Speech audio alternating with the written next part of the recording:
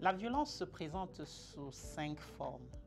La violence psychologique, la violence verbale, la violence économique, la violence physique et la violence sexuelle. Quant à ce qui concerne la violence psychologique, elle est généralement utilisée pour avoir ou garder le contrôle sur quelqu'un. Le respect est absent et le consentement est obtenu d'une manière inacceptable. Par exemple, en critiquant constamment la personne, en la rabaissant, en déformant la réalité pour modifier sa perception, en faisant douter d'elle-même, en manipulant ses émotions et en l'isolant socialement. Cette forme de violence est souvent difficile à détecter par la victime et leur entourage, car elle est subtile et hypocrite.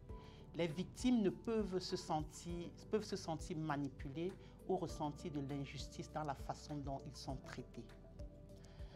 Pour conclure, la violence psychologique est fréquente dans plusieurs milieux et peut survenir entre les individus ayant des statuts différents ou équivalents. Elle est souvent présente dans des situations de violence conjugale, d'agression sexuelle et d'exploitation sexuelle, mais elle peut également être présente dans un cadre d'harcèlement. La seconde forme de violence ici, c'est la violence verbale. Elle est utilisée pour intimider, humilier ou contrôler une personne ou un groupe. Cette forme de violence peut également annoncer la violence physique. Tout comme la violence psychologique, la violence verbale peut être difficile à reconnaître, car elle peut être banalisée et ignorée par plusieurs. Souvent, les gens disent que cela ne les regarde pas. Voici quelques indices permettant d'identifier la violence verbale. Le sarcasme. Ça veut dire que dire un compliment avec l'intention d'exprimer le contraire. Les insultes, les propos dégradants ou humiliants, les hurlements et les ordres.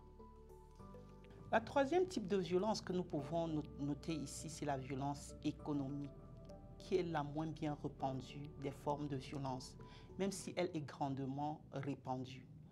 Une personne qui subit une violence économique perd son autonomie financière, même si elle travaille à l'extérieur de la maison et qu'elle est bien payée. La violence économique peut être présente autant entre des personnes riches ou pauvres qu'entre des personnes qui ont un revenu inégal. Quelques indices peuvent révéler la présence de la violence économique. Le contrôle financier imposé, voler les cartes de débit ou de crédit d'une personne, surveillance accrue du budget, priver une personne des besoins essentiels, c'est-à-dire de la nourriture, des médicaments, demander à une personne de rendre compte sur ce qu'elle achète, privation des cartes d'identité, cacher ou garder des pièces d'identité d'une personne, passeport, permis de conduire, carte d'assurance maladie, sont là des exemples de violence économique. La dépendance financière forcée, engager des sommes ou dépenses au nom d'une personne sans son consentement. Interdire une personne de travailler ou l'empêcher d'étudier sont là les preuves d'une violence économique.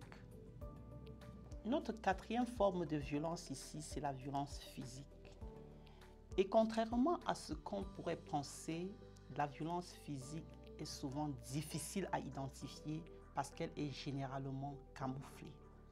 En effet, il est rare qu'une personne en frappe une autre ou la bouscule volontairement dans un endroit public ou devant les témoins. Une personne qui vit de la violence physique à l'école, dans sa famille ou dans son couple pourrait tenter à cacher ses blessures pour éviter de répondre aux questions. Les blessures pourraient aussi être déguisées en accident et la victime aura tendance à s'en tenir à cette version. Bien qu'elle soit banalisée dans certains milieux tels que l'école, le sport, les jeux vidéo, la violence physique peut entraîner des conséquences graves sur la victime. Par exemple, les commotions cérébrales, les blessures physiques et psychologiques graves, des syndromes de choc post-traumatique. Les victimes de violences physiques dans un contexte de violence conjugale pourraient avoir tendance à défendre leur agresseur et à justifier leurs gestes pour différentes raisons. Par exemple, pour attachement ou juste par peur.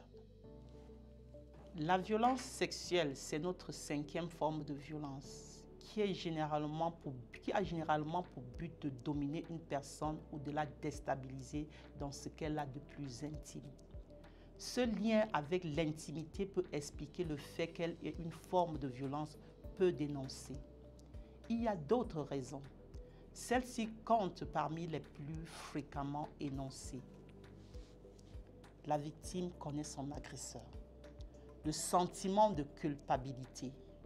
L'impression que le système judiciaire est imposant et effrayant. Bien que la sexualité soit très personnelle à chacun, tout geste qui n'a pas été consenti, qu'il soit fait sans contact physique, demeure une violence sexuelle.